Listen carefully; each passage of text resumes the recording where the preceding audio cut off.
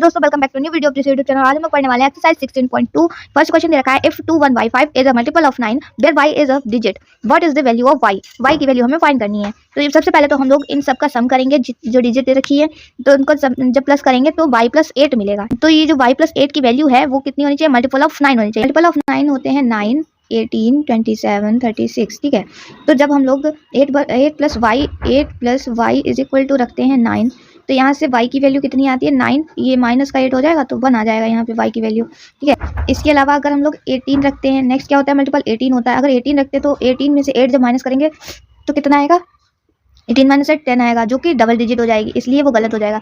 यानी कि y की वैल्यू सिर्फ कितनी आ सकती है, सिर्फ और सिर्फ 1 आ सकती है। इसके बाद में नेक्स्ट क्वेश्चन दे रखा है कि 31z5 भी मल्टीपल है 9 का, इसकी डिजिट जो z है इसकी वैल्यू फाइंड करनी है।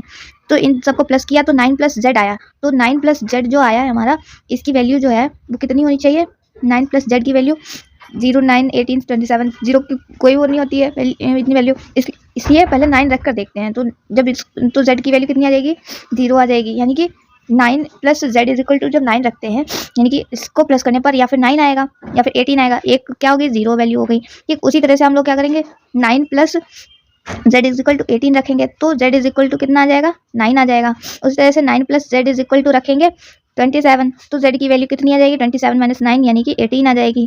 तो इस तरह से हम लोग बता सकते हैं कि ये इनकी वैल्यूज कितनी हो सकती हैं, 9 या 18 हो सकती हैं। 27 अगर रखते हैं तो 27 में से जब हम लोग 9 माइनस करेंगे तो कितना आएगा, 18 आएगा। 18 आएगा तो वो क्या हो जाएगी, डबल डिजिट हो जाएगी, और हमें सिर्फ सिंगल डिजिट ही चाहिए, इसलिए 0 या 9 हो सकती है z की वैल्यू। ठीक है, क्वेश्चन दे रखा है, if 24x is multiple of 3 where x is a digit, what is the value of x। x की वैल्यू हमें बतानी है, इसके लिए सम ऑफ डिजिट फाइंड करते हैं। पहले 6 + x आता है यहाँ से। ठीक, अब 6 + x इज इक्वल टू हम लोग क्या रखेंगे, x यहाँ पर 6 + x इज इक्वल टू सिर्फ हम लोग कहाँ से स्टार्ट कर सकते हैं, 6 से स्टार्ट कर सकते हैं, क्योंकि अगर 0 और 3 को रखते हैं माइनस की वैल्यूज फाइंड होंगी, इसलिए हम लोग 6 + x इज इक्वल टू रखेंगे 6 पहले। तो x की वैल्यू यहाँ से कितनी आ जाएगी, 6, ये प्लस का था उधर जाएगा माइनस का, यानी कि x की वैल्यू 0 आ जाएगी। फिर उसके बाद में अगर यहाँ पर हम लोग रखते हैं 6 की जगह पर 9, ठीक है, तो यहाँ से हमें x की वैल्यू कितनी मिलेगी, दूसरी बार में 3 मिलेगी, क्योंकि 9 - 6 हो जाएगा 3। ठीक है, उसी तरह से जब हम लोग 12 रखेंगे यहाँ पर तो 6 + x इज इक्वल टू 12, तब हमें वैल्यू क्या मिलेगी, 12 - 6 6 मिलेगी। ठीक है, और x इज इक्वल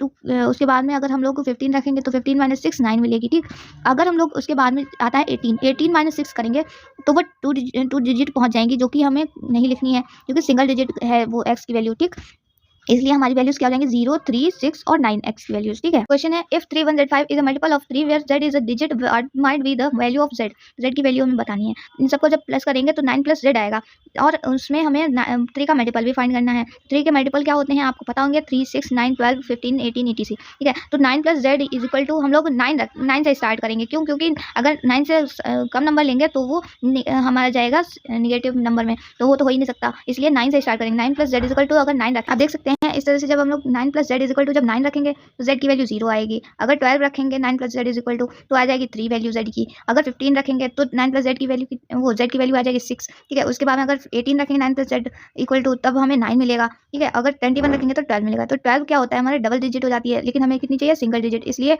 z की वैल्यू क्या हो सकती है, 0 हो सकती है, 3 हो सकती है, 6 हो सकती है, 9 हो सकती है। तो इस तरह से सॉल्व कर सकते हैं हम लोग।